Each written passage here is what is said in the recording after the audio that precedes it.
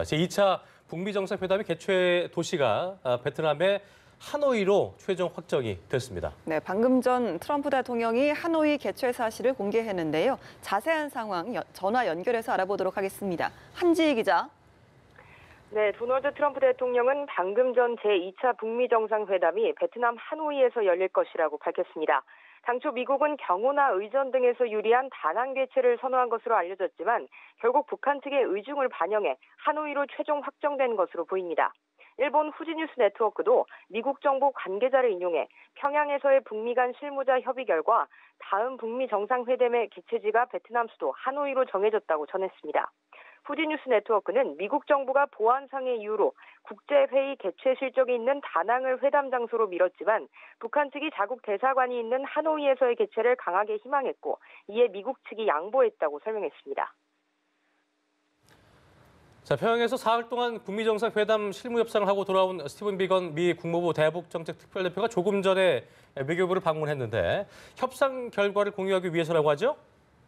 네, 그렇습니다. 어젯밤 6시 반쯤에 서울에 돌아온 스티븐 비건 미 국무부 대북 특별대표가 잠시 전 외교부를 방문했습니다.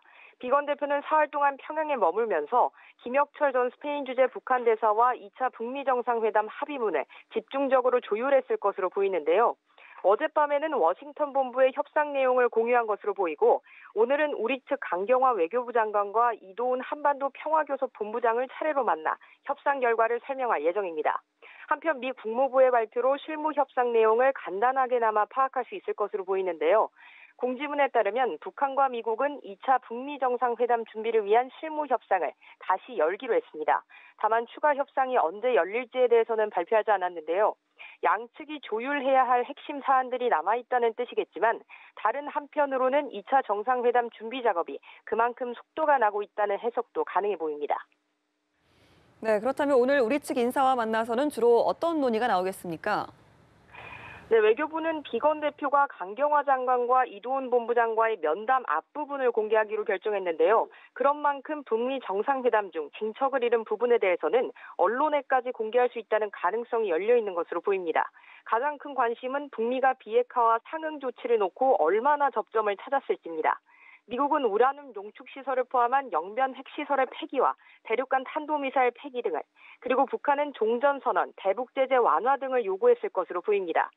비건 특별대표가 방북기간 김정은 북한 국무위원장을 면담했을 가능성도 열려 있는데요. 만일 만났다면 이 사실을 우리 측에 공개할지 여부에 관심이 쏠리고 있습니다. 한편 비건 특별대표는 내일 한국을 떠나 미국으로 돌아갈 예정인 것으로 알려졌습니다. 지금까지 보도국에서 전해드렸습니다.